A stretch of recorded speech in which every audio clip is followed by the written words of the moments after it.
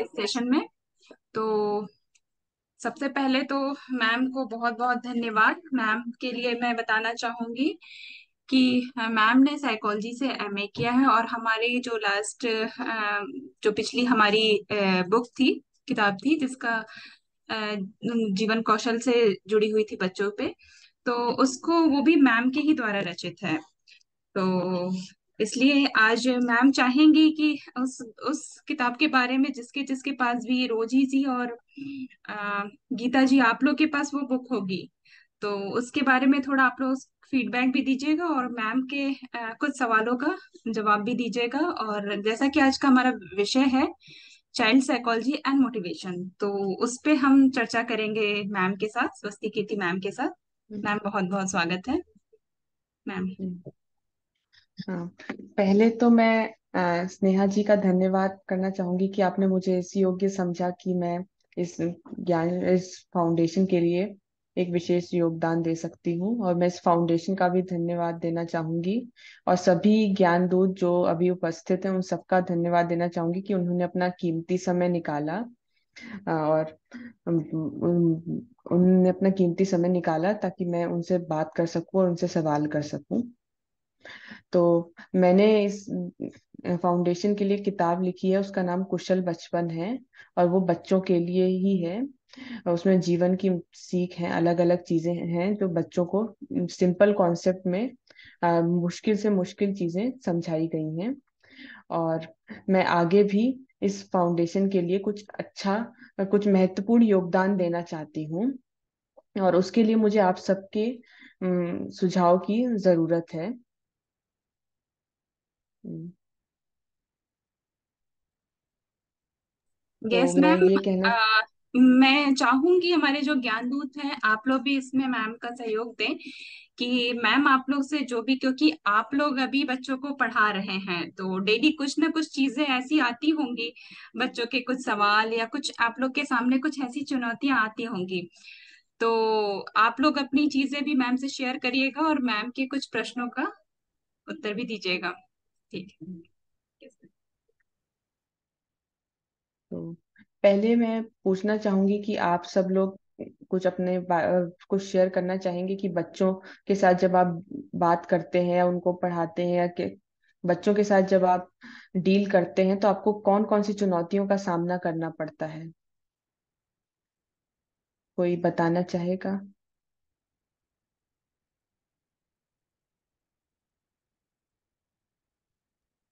गीता जी, रोजी जी, सुनीता जी,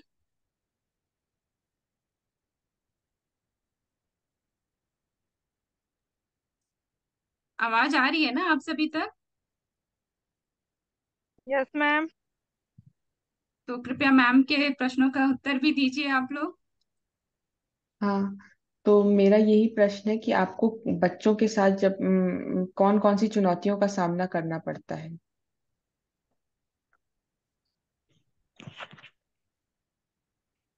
जैसे मैम बहुत सारे ऐसे बच्चे हैं जैसे कि उन लोग होमवर्क भी कंप्लीट करके नहीं आते हैं, यहाँ आके पूरा करते हैं क्लास वर्क करने के टाइम। तो वो भी एक चुनौती टाइप का ही है। तो ये सबसे मतलब बड़ी चुनौती है कि बच्चे काम समय पे पूरा नहीं करते हैं। हाँ। शरारती करते हैं। अच्छा। तो हाँ, ये एक मतलब विद्यार्थी जीवन में सबसे मतलब बड़ी चुनौती होती है कि मतलब बच्चे काम पूरा एक नहीं करते क्योंकि उनका मन नहीं लगता है, मतलब उनको यस। पढ़ाई में मजा नहीं आता। तो उसको इंटरेस्टिंग बनाना मतलब एक टीचर की चुनौती होती है कि उसको थोड़ा और मतलब यस। ऐसा इंटरेस्टिंग बनाए कि बच्चों को जैसे मजा क्या आए, कि उन बच्चे लोग का। करें। हम्म। तो बच्चों को मतलब पढ़ाई इतनी इंटरेस्टिंग हो जानी चाहिए ताकि बच्चे किसी डर से या किसी मजबूरी में नहीं बल्कि अपनी खुशी से अपना मतलब ये पूरा काम करें। तो इसके लिए हमें कुछ अच्छे मतलब बच्चों को मोटिवेट करने की जरूरत है। तो मुझे लगता है कि टीचर्स को मतलब सही मतलब मोटिवेट करने का अगर तरीका पता हो तो उनका काम आसान हो जाता है। इसीलिए मैं एक इस फाउंडेशन के लिए एक किताब लिखना चाहती हूँ जिसमें मैं ये बताना चाहती हूँ कि बच्चों को मोटिवेट कैसे करें अलग अलग तरीके से। और यस। तो बच्चों से को किसी भी काम के लिए उनके अंदर मतलब उत्सुकता जिज्ञासा कैसे पैदा करें। तो इसलिए मैं चाहती हूँ कि मैं एक अच्छी किताब तैयार कर सकूं जिससे आप सभी अध्यापकों को इसमें सहायता मिल सके, उस किताब के माध्यम से वो समझ सकें कि आप कौन कौन से तरीकों से बच्चों को मोटिवेट कर सकते हैं।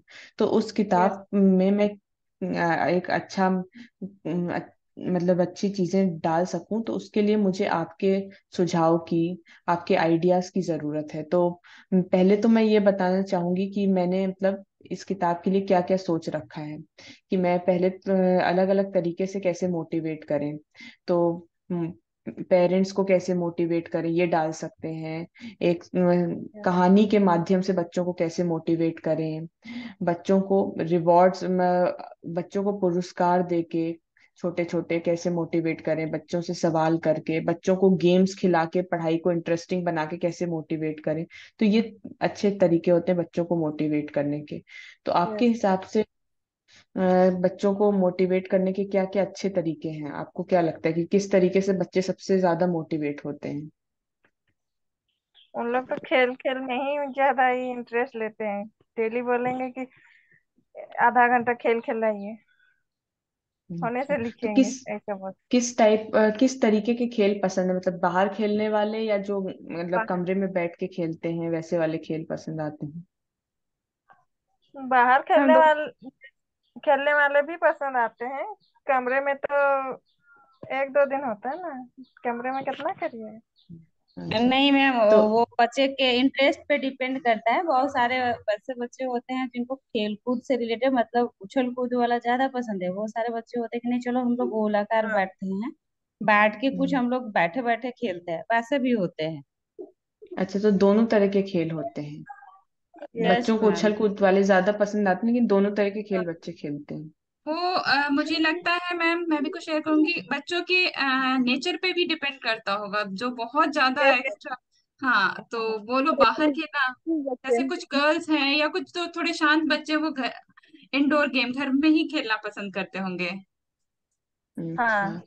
तो दोनों खेलों, तरह के खेलों को प्रमोट करना चाहिए मतलब स्कूल में, और वो सब दोनों मतलब अच्छी एक्टिविटीज को प्रमोट करना चाहिए। ऐसे गेम्स भी खिलवाने चाहिए बच्चों को जिसमें दो बच्चों के ग्रुप बने, एक लीडर हो जो बच्चों को गाइड कर रहा हो, और फिर बच्चों को मोटिवेट कर रहा हो कि किस तरीके से मतलब ये कर सकते हो। जैसे कोई मेज से रिलेटेड खेल हो जिसमें बच्चों की मतलब जैसे आंख बंद कर दी जाए और एक लीडर हो जो गाइड कर रहा है, इस डायरेक्शन में जाना है, इस डायरेक्शन में जाना है। तो इस तरीके से बच्चों में आपस में अंडरस्टैंडिंग बढ़ती। तो एक कुछ इंटरेस्टिंग खेल हम लोग को खिलवाने चाहिए, इंटरेस्टिंग एक्टिविटीज प्रमोट करनी चाहिए, ताकि बच्चे आपस में एक दूसरे को मोटिवेट करना सीख सकें। क्योंकि सिर्फ टीचर्स का ही काम नहीं होता, बच्चे आपस में भी मोटिवेट करें एक दूसरे को, तो वो भी बहुत जरूरी है। तो हम लोग को बच्चों में के अंदर भी ऐसी स्किल डेवलप करनी चाहिए। एक तो बच्चे सेल्फ मोटिवेशन सीखें, खुद को मोटिवेट कैसे करते हैं, और आपस में एक दूसरे को कैसे मोटिवेट करें। एक दूसरे को मतलब एक दूसरे का मजाक ना उड़ाएं, एक दूसरे को नीचा दिखाने की कोशिश ना करें। तो ये सब चीजों का भी टीचर्स को विशेष ध्यान रखना पड़ता है। तो ऐसे खेल अगर हो तो मुझे लगता है जिसमें बच्चों को मोटिवेशन सिखाया जाए, तो उससे बच्चों का काम और आसान, टीचर्स का काम और आसान हो जाता है। आपकी इस बारे में क्या राय है? हाँ।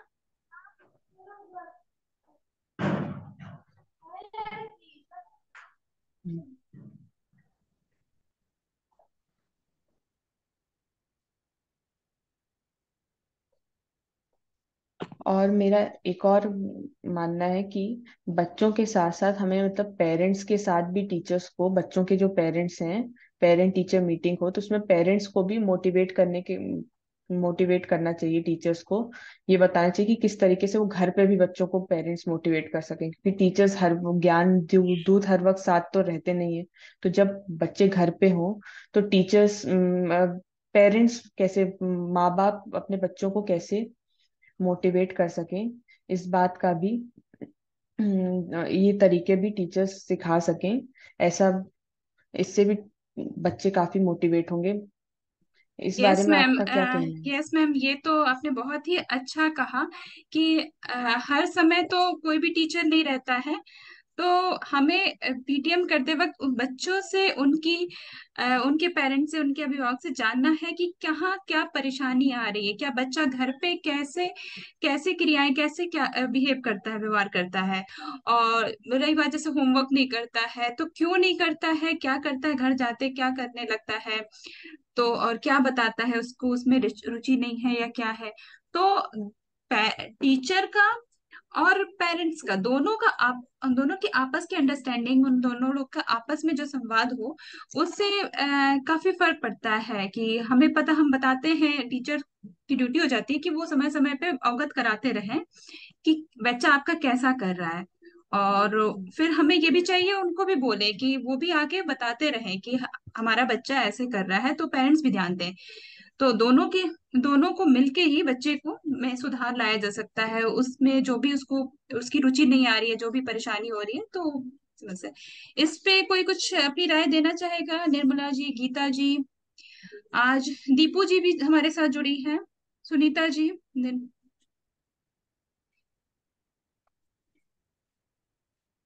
निर्मला जी। हाँ, हेलो मैम, नमस्ते। नमस्ते नमस्ते। तो हाँ जी मैम, आपने ये जो पूछा कि हाँ, टीचर्स और माता पिता दोनों को ही बच्चों के साथ अच्छी बॉन्डिंग बना के रखनी चाहिए। एक फ्रैंक बिहेव बिल्कुल जरूरी है, टीचर्स का भी और माता पिता का भी अपने बच्चे के प्रति, ताकि बच्चा खुल के अपनी जो भी शंकाएं हैं, जो भी इच्छाएं हैं, वो सबको, या कोई भी प्रॉब्लम्स है तो वो सबको वो खुल के बोले, झिझके या छुपाए नहीं। और जैसे कि बच्चा अगर स्कूल से घर आता है तो माता पिता उसे प्यार से बोले, हाँ कैसे रहा आज का स्कूल में, क्लास में क्या पढ़ाई किए, क्या क्या एक्टिविटीज हो रही है। मतलब हर चीज खुली किताब जैसे हो। ऐसा ना हो कि उसका स्कूल में क्या हो रहा है उससे हमें कोई लेना देना नहीं, ऐसा ना हो माता पिता का। और टीचर्स भी ये बिल्कुल बखूबी उनको पता होगा इस बच्चे का बिहेवियर ऐसा है, तो इसे और कैसे बेहतर करें। बच्चा घुले मिले, खासकर लोगों से, दूसरों से, एक दूसरे से बातचीत करे। नहीं, ऐसा होना चाहिए। हाँ, यस मैम, सही आपने कहा आपने। बिल्कुल सही कहा, मैं भी आपकी बात से सहमत हूँ। तो मुझे लगता है पेरेंट टीचर मीटिंग से पेरेंट्स और टीचर्स में एक अच्छा कोऑर्डिनेशन बनता है, जिससे पेरेंट्स और टीचर एक दूसरे समझ सकें कि दोनों एक बच्चों के साथ कैसे, मतलब बच्चों को हैंडल करना चाहिए। वरना ऐसा ना हो कि टीचर्स कुछ और सिखा रहे हैं, पेरेंट्स कुछ और सिखा रहे हैं, बच्चा कंफ्यूज हो रहा है कि टीचर की बात माने पेरेंट्स की बात माने। तो उनको एक ये चीज समझनी होगी कि मतलब क्या स्ट्रेटजी यूज की जाए बच्चे के परफॉर्म पढ़ाई में सुधार लाने के लिए। और वही टीचर्स भी यूज करें और वही पेरेंट्स भी यूज करें, ताकि बच्चा ठीक तरह से समझ सके कि सब लोग उसको क्या समझाना चाह रहे हैं। रोजी जी, इस पे आप कुछ कहना चाहेंगी? निर्मला जी बोली मैं सही। सुनीता जी, दीपू जी, गीता जी।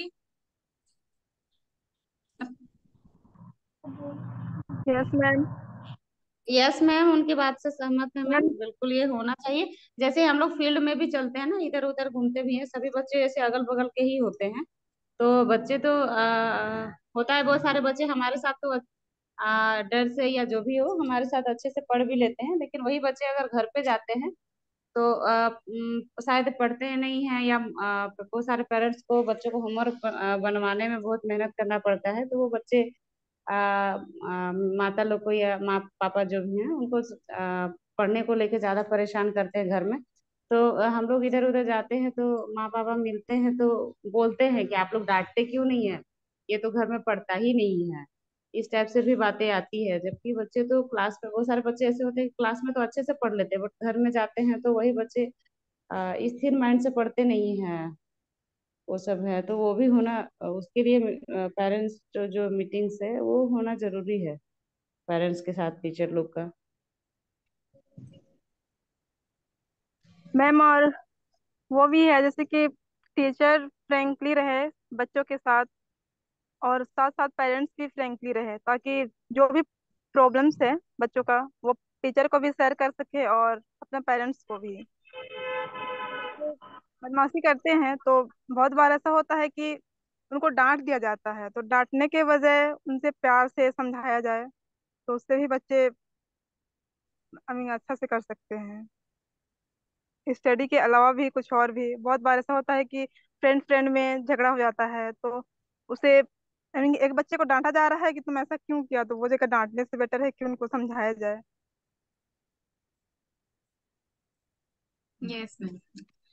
कई बार ऐसा भी होता है कि आपके पास जो भी बच्चे आते हैं पढ़ने वो बहुत बदमाश होते हैं, तो हमें उन पे कई बार पेरेंट्स की को बुला के वो जानना चाहिए कि रीजन क्या है, मतलब उनके घर की इस हो सकता है घर में घर का वातावरण कैसा है ये सब। तो ये जो है ना पेरेंट्स का और टीचर्स का आपस में बातचीत संवाद बहुत जरूरी हो जाता है। तो उससे पता चलता है कि बच्चे के आसपास का माहौल कैसा है, क्या वो तो उनको प्रभावित नहीं कर रहा है। हम्म, बिल्कुल सही। मैं आपकी बात से पूरी तरह से सहमत हूँ। ये चीज होनी चाहिए, इसलिए parent teacher meeting time to time होनी बहुत जरूरी है। ऐसा नहीं हो कि मतलब पेरेंट साल में एक बार हो रही है और माँ बाप आ ही नहीं रहे हैं। पेरेंट टीचर मीटिंग को बहुत सीरियसली लेना चाहिए, टीचर्स को भी और पेरेंट्स को भी। ये एक बहुत इंपॉर्टेंट रिस्पॉन्सिबिलिटी, इससे बहुत कई चीजों में बहुत सुधार आता है। और साथ में मेरा एक और मानना है कि बच्चों को हमेशा क्वेश्चंस पूछने के लिए इनकरेज करना चाहिए। अगर वो कोई क्वेश्चन पूछ रहे हैं तो उनको डांटना नहीं चाहिए कि ये कैसा सवाल पूछ लिया है, या फिर तुम्हें कुछ समझ नहीं आता। उनको उनके हर सवाल का टीचर्स को जवाब देना चाहिए, और अगर जवाब नहीं है तो ये भी बोलना चाहिए कि मैं सोच के बताऊंगी, या फिर मतलब कल बताएंगे। लेकिन बच्चों को सवाल पूछने से कभी रोकना नहीं चाहिए। बच्चे जब जितना सवाल पूछते हैं उतनी गहराई से वो सोचते हैं, और उससे उनका दिमाग उतना डेवलप होता है। और दूसरी चीज, बच्चों को कभी भी आपस में कंपेयर नहीं करना चाहिए कि ये ज्यादा अच्छा है, ये कम अच्छा है, या फिर इसके जैसा तुम्हें बनना चाहिए। ऐसा कोई आइडियलिज्म सेट नहीं करना चाहिए कि किसी के जैसा बनना। बच्चों को अपने में बच्चों को के अंदर ये क्षमता डेवलप करनी चाहिए कि वो अपनी कला पहचाने, उस पे काम करें। अपनी वीकनेस की जगह अपनी स्ट्रेंथ को पे ही काम करें। अपनी अगर बच्चे की कोई चीज खराब है, उस पे मतलब उसको सुधारने की बजाय जो चीज अच्छी है उसको और अच्छा करें। और मतलब वो उसके बारे में सोचें कि उसको जो उनका टैलेंट है उसको क्रिएटिव तरीके से कैसे यूज कर सकते हैं अपने स्टडीज में, या फिर कुछ एक्स्ट्रा करिकुलर एक्टिविटीज में। और फिर उसको मतलब अपने फ्यूचर में मतलब कैसे ले जा सकते हैं, सक्सेसफुल बनने के लिए अपने जो भी टैलेंट है वो कैसे यूज कर सकते हैं। अपने टैलेंट एक सोसाइटी के लिए एक अच्छा कंट्रीब्यूशन समाज में कैसे कर सकते हैं। जैसे कोई बच्चा आर्ट में अच्छा है तो अपनी पेंटिंग्स वगैरह जितने भी पेंटिंग कंपटीशन है उसके लिए वो अपडेटेड रहे, पार्ट ले। और अपनी स्किल से अपनी सोसाइटी के लिए कुछ अच्छा काम कर सके। तो इन सब चीजों के लिए बच्चों के अंदर वो क्षमता डेवलप करनी चाहिए ताकि वो अपनी कला पहचान सके। और बच्चों को आपस में कंपेयर ना करना एक बहुत इंपॉर्टेंट चीज है जो टीचर्स पेरेंट्स सबको ध्यान रखना चाहिए, क्योंकि वरना बच्चों में इंफीरियोरिटी कॉम्प्लेक्स डेवलप होता है।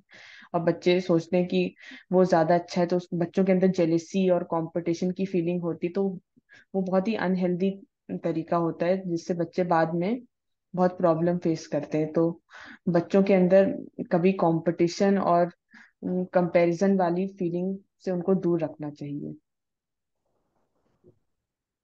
ये तो मैम आपने बहुत सही बात कही है। जाने अनजाने में ये गलतियां हम सबसे हो जाती हैं कि हम लोग कंपेयर कर ही बैठते हैं। एक बच्चे की दूसरे बच्चे से तुलना, कि अगर क्लास में अगर दो तीन बच्चे हैं, अरे वो तो लिख लिया, तुम क्या हो, तुमको कुछ आता नहीं है, लिख नहीं पाए। इस तरह से छोटी छोटी चीजें ही वो कई बार ना उस बच्चे के दिमाग में धीरे धीरे बैठ जाती हैं। तो हमें इन सब चीजों का थोड़ा ध्यान रखना चाहिए कि क्लास में हर बच्चा एक जैसा नहीं है। कोई बहुत एक्स्ट्रा ऑर्डिनरी होता है, कोई नॉर्मल सामान्य, और कोई थोड़ा स्लो होता है। तो जो स्लो होता है हो सकता है उसकी रुचि पढ़ाई के अलावा किसी और चीज, वो खेल में अच्छा हो या जो भी है। तो ये जो कंपेयर वाली बात है वो उस चीजों का तो हम टीचर को खासतौर से बहुत ध्यान, टीचर और पेरेंट्स को, तो दोनों को, माता पिता का भी ये कर्तव्य है कि वो ध्यान रखें इस बात का कि कंपेयर कभी ना करें। ठीक है। इस पे और कोई कुछ कहना चाहे? गीता जी, Nirmala ji, Rosy ji, Sunita ji. Yes ma'am ma'am. होता है ना कि हम मैम बच्चों का कंपेयर करते हैं ना, तो एक बच्चा तो खुश होता है, लेकिन जो बच्चा का कंपेयर करते हैं वो बच्चा थोड़ा सा चिड़चिड़ा हो जाता है। क्लासरूम में तो बच्चे कुछ नहीं बोलते, बट इसका असर बाहर में भी देखने को मिलता है कि जिसका तारीफ करते हैं ना वो बच्चा तो खुशता है, वो अगला बच्चा को चिढ़ाने लगता है। तो इस टाइप से बच्चों बच्चों में भी अनबन हो जाता है, मनमुटाव हो जाता है, तो इसका इफेक्ट पढ़ाई पे भी पड़ता है। एक दूसरे का जो हेल्प करने का भावना रहता है वो भी कम हो जाता है। कि उसके पास अगर बाय द वे किसी दिन पेंसिल नहीं लेके आया है तो वो नेक्स्ट बच्चा बोलेगा जाओ तुमको हम नहीं देंगे। ये सब भी भावना बच्चों में आ जाती है कंपेयर करने से। मैम वैसे बच्चे को मोटिवेट करना चाहिए, ताकि मोटिवेट होके वो बच्चे और थोड़ा स्पीड कर सके, जो स्लोली करते हैं वो बच्चे।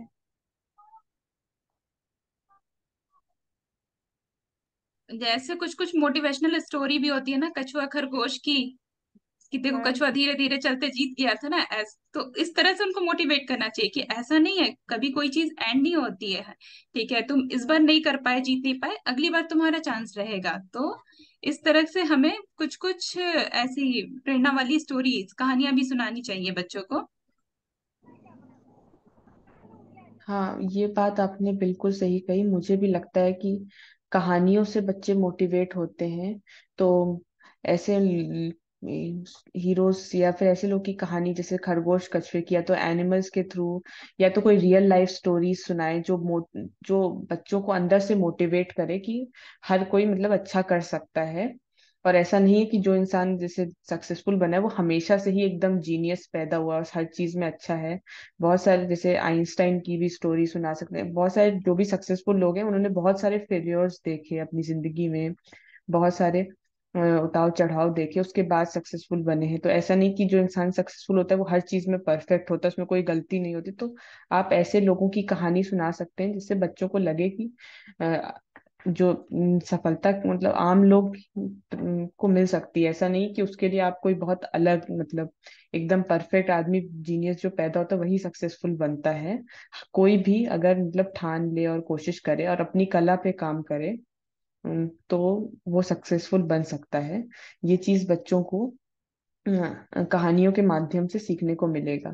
कहानियां हर तरह की सुना सकते हैं, फ्रिक्शनल, रियल स्टोरी, लेकिन उसको एक अच्छे तरीके से सुनाए तो बच्चा मोटिवेट हो सकता है। ये भी एक अच्छी टेक्निक है जिससे स्टोरी टेलिंग की, जिससे बच्चा मोटिवेट हो सके। आप लोग इस बारे में कोई कुछ कहना चाहेगा?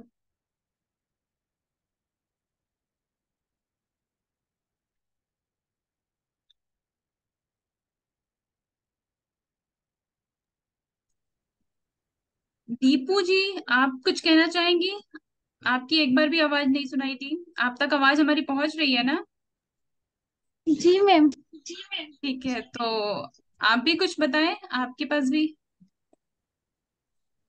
कुछ सुझाव देना चाहेंगी, या किस तरह की चुनौतियां आती हैं बच्चों को पढ़ाते समय, या कुछ पेरेंट्स की? नहीं मैम, वैसा तो नहीं है। ठीक है। हाँ, बस कुछ बच्चे लोग होते हैं क्या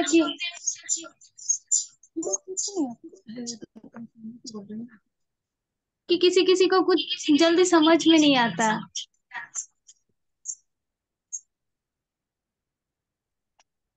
तो उसके लिए वही हो जाता है ना, मेरी जो राय है कि जैसे कोई भी टॉपिक है, उनको अगर उस टॉपिक पे, उस विषय पे उनको समझ में नहीं आ रहा है, तो उसके लिए कुछ एक्टिविटीज कराइए। कई बच्चे सीधा सीधा समझाने पे नहीं समझ सकते, तो कुछ कई बार एक्टिविटीज कराने से वो आसानी से समझ जाते हैं, खेल खेल के द्वारा, या कुछ एक्टिविटी करा के। तो ऐसे समझाने से हम्म, मेरे ख्याल से वो जल्दी समझ जाते हैं। Yes ma'am.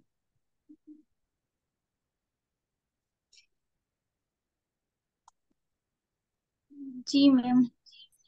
ठीक है। ये मीटिंग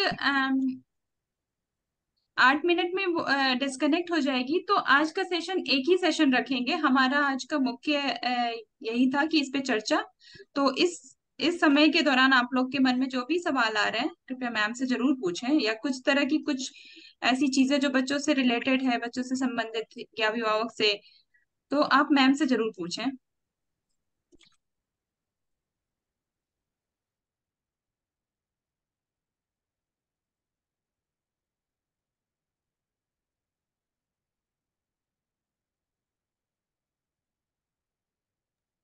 गीता जी, सुनीता जी, गीता जी, निर्मला जी, रोजी जी, आप लोग के पास तो रोज बच्चे आते हैं, कुछ ना कुछ तो समस्याएं भी आती होंगी कुछ।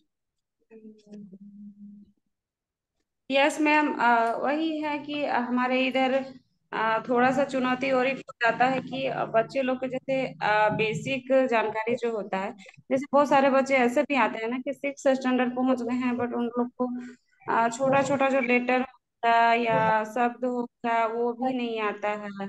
और होता है कि जैसे मैथ्स में जैसे उनको बुक में 6 क्लास में अच्छा टफ टफ उनके लिए टफ है, बट जो पढ़ने वाले बच्चे हैं उनके लिए तो अच्छा है। लेकिन अगर वो बच्चे अच्छे से जोड़ वाला भी, हाथ में वाला जोड़ या गुणा ये सब अच्छे से नहीं आता है, तो फिर होता है कि वो बच्चों को पहले बेसिक पढ़ाना पड़ता है, उसके बाद बुक्स पढ़ाना पड़ता है, तो उन लोग का समझ में उस तरह से नहीं बन पाता है।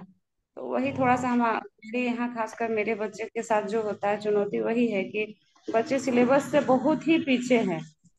इंग्लिश अभी 6 क्लास में है, कुछ बच्चे हैं और उनको तो इंग्लिश में जैसे छोटा छोटा वर्ड्स हो गया, या ए फॉर एप्पल बोले या संडे मंडे बोले या कलर्स नेम, ये सब बेसिक जानकारी जो हमारे बच्चों को यूकेजी में ही मिल जाता है, वो सब भी नहीं पता है। गवर्नमेंट स्कूल के बच्चे हैं, वो भी तो नहीं पता है बच्चों ऐसे को। ऐसे बच्चों के लिए आप एक मतलब अलग से क्लास ले सकते हैं, जैसे बाकी बच्चों के साथ क्लास ना करके उनकी अलग क्लास ले सकते हैं, जिनको बेसिक से स्टार्ट करें और उनको मतलब ये चीज महसूस ना होने दें कि उनको कुछ नहीं आता है, या फिर वो उनको मतलब उनके लिए कोई ऐसा बड़ा सा गोल ना बनाए कि आपको ये अचीव करना है। छोटा छोटा टारगेट बनाए कि इतने दिन में आप मतलब उनको लेटर्स सिखाने हैं, एक हफ्ते में उनको ये सिखाना है। और जब जब बच्चे अच्छा मतलब करने लग जाएं तो उनकी तारीफ करें, उनको कुछ अच्छा रिवॉर्ड मतलब उनको कुछ छोटा मोटा पुरस्कार दें। जैसे अगर आपने एक हफ्ते में लेटर सारे अच्छे से सीख लिए, टेबल्स सारे सीख ली, तो आपको चॉकलेट मिलेगा या ये मिलेगा। तो इससे बच्चे मोटिवेट होंगे और धीरे धीरे सीखेंगे, लेकिन अच्छा सीख लेंगे। क्योंकि अगर कई बार होता है टीचर्स मतलब जल्दी सिखाने के चक्कर में बहुत बड़ा सा टारगेट बच्चे के सामने रखती है और बच्चा सोचता है कि मुझसे कुछ नहीं होगा और पढ़ना छोड़ देता है। तो इसीलिए जो बच्चे बेसिक नहीं जानते उनके लिए अलग से क्लास लें और बहुत छोटा छोटा टारगेट सेट करें। उनको टाइम भले ही लगे सीखने में, लेकिन आप धीरे धीरे सिखाएं उनकी स्पीड के हिसाब से, और उनको इनकरेज करें। उनको पुरस्कार कुछ छोटा मोटा टॉफी चॉकलेट या कोई भी पुरस्कार जरूर दें। क्योंकि जब कई बार होता है कि जब बच्चे गलती करते हैं तो उनको डांट देते हैं, पर अच्छा काम करने पे तारीफ नहीं मिलती, तो बच्चे का मोटिवेशन कम हो जाता है। तो जो बच्चे बेसिक नहीं जानते हैं उनके साथ थोड़ा अलग तरीके से उन आपको पढ़ना होगा, थोड़ा पेशेंस भी रहना पड़ता है उनके साथ। कई बार टीचर पेशेंस लूज कर देते हैं क्योंकि उनको लगता है कि बहुत जल्दी जल्दी इसको सीखना पड़ेगा, तो उस चक्कर में आपको ज्यादा जल्दी करने की जरूरत नहीं है। आप उनकी स्पीड के हिसाब से पढ़ाएं और ताकि वो थोड़ा समझें। और मतलब लॉन्ग टर्म गोल के बारे में सोचिए, ये नहीं कि बस जल्दी से किसी तरह इसको पास करवा के हटा देना है। उसको हर चीज अच्छे से समझनी है और धीरे धीरे समझेगा, लेकिन जब समझेगा तो अच्छा परफॉर्म कर सके। तो इसलिए उन बेसिक वाले बच्चों के लिए थोड़ा अलग तरह से डिजाइन करें सिलेबस, और उनके लिए थोड़ा अलग तरह से क्लास रखें, एक्स्ट्रा ओके। क्लास रखें। तो इससे ओके मैम, आपको आसानी होगी। ठीक है ma'am. Yes ma'am, yes Geeta ji, ऐसे बच्चों के लिए थोड़ा सा एक्स्ट्रा टाइम आपको निकालना पड़ेगा, थोड़ा सा एफर्ट करना पड़ेगा। और बाकी बच्चों के सामने उनकी कभी कभी तारीफ भी करें, प्रेज भी करें कि मतलब किसी न किसी रूप में, तो धीरे धीरे मोटिवेट होके वो जल्दी ही सीख लेंगे। तो और पेरेंट्स की भी हेल्प इसमें जरूर लें कि बच्चा थोड़ा सा कि वो घर पे भी जाए तो उतनी मेहनत करे तो जल्दी ही वो बाकी बच्चों की तरह हो जाएगा। ठीक है मैम। Yes. मैम, और ऐसा होता है ना कि चार बच्चे एक ही क्लास में हैं, हाँ, और तीन जो है वो आगे आगे बढ़ रहे हैं, और एक बच्चा जो है वो मतलब पीछे, मतलब पीछे क्या, वो बहुत पीछे चल रहा होता है, तो फिर ऐसे में क्या करना चाहिए? तो वही है कि उस बच्चे के लिए आपको उस बच्चे पे अलग से काम करना है। तो उस बच्चे के लिए जैसे वो नॉर्मल क्लास में तो उसको पढ़ाएं, उसको वहां से नहीं हटाएं, बट उसके साथ साथ उसकी कुछ एक्स्ट्रा क्लासेस भी रखें, उसको एक्स्ट्रा टाइम अलग से भी दें, ताकि वो बच्चा मतलब बेसिक जो मतलब जो पीछे चल रहा है, जो चीजें वो नहीं जानता है बाकी लोग जानते हैं, उसको अलग से क्लास में बताएं। और बाकी बच्चों की क्लास के साथ भी वो पढ़ेगा जो सब पढ़ रहे हैं। तो उससे उसको ये भी नहीं लगेगा कि उसको एकदम अलग कर दिया गया, उसको एक्स्ट्रा टाइम दिया जा रहा है नॉर्मल क्लास के साथ साथ। और क्योंकि बच्चे मतलब जब उनको एक्स्ट्रा टाइम देते हैं तो मतलब उनको लगता है कि उनको पनिशमेंट मिल रही है। तो मतलब इसलिए आप जब एक्स्ट्रा टाइम दें उनको अलग से पढ़ाने के लिए, तो साथ में एक छोटा मोटा ट्रीट भी दे दें, एक केक ला के दे दें, कुछ गिफ्ट दे दें और थोड़ा तारीफ भी कर दें। तो उसको ये नहीं लगेगा कि उसको अलग से इसलिए पढ़ाया जा रहा है क्योंकि वो मतलब उसको सजा दी जा रही है, उस पे ज्यादा उसको टॉर्चर किया जा रहा है। उसको ये लगेगा कि मतलब मुझे अलग से मतलब मेरा बेसिक क्लियर करने के साथ साथ मतलब टीचर मेरी तारीफ भी कर रही, मुझे अप्रिशिएट भी कर रही हैं। और कुछ अच्छा सा मतलब कोई पेंसिल, नई पेंसिल गिफ्ट कर दें, कोई छोटा सा टॉय गिफ्ट कर दें, तो उससे लगेगा उसको, और वो एक्स्ट्रा क्लास के लिए खुद आएगा अपनी तरफ से। और वो उसके अंदर वो होगा कि मुझे बहुत अच्छा करना है, तो मुझे बेसिक क्लियर करना है। तो वो हर दिन आपसे पूछेगा कि अब अगली एक्स्ट्रा क्लास कब है। तो उसको इतना इंटरेस्ट डेवलप करवाएं कि जो एक्स्ट्रा क्लास हो वो और अच्छी मतलब रहे लगे उसको। तो कुछ ऐसा करें। नहीं, बहुत अच्छा मैम, आपने ये बात सही कही। दीपू जी, उन सब ऐसे बच्चों पे थोड़ा सा आपको ध्यान देना पड़ेगा और जानना पड़ेगा, जैसे मेन रीजन क्या है, वो क्यों पिछड़ रहा है उस सब्जेक्ट में, कहाँ क्या चीज है, थोड़ा सा ये चीज समझने से कि वो समझ नहीं पा रहा है इसलिए वो पिछड़ता जा रहा है जिस सब्जेक्ट को। तो थोड़ा सा उनको एक्स्ट्रा टाइम दे के और उनके में हम सुधार ला सकते हैं। तो अ, हमारे पास समय बहुत कम है, और मैम का हम बहुत बहुत धन्यवाद करना चाहेंगे, और हम सभी ज्ञानशाला की टीम और ज्ञानदूत की तरफ से मैं मैम का धन्यवाद देना चाहूंगी कि मैम ने हमारे लिए अपना समय निकाला और अच्छे सुझाव दिए। और मैं चाहूंगी मैम की जल्दी ही नई बुक हमारे सामने आए, जिससे हम सभी ज्ञानदूत हम लोग को उसका लाभ मिल सके। और कोई कुछ कहना आ, चाहेगा?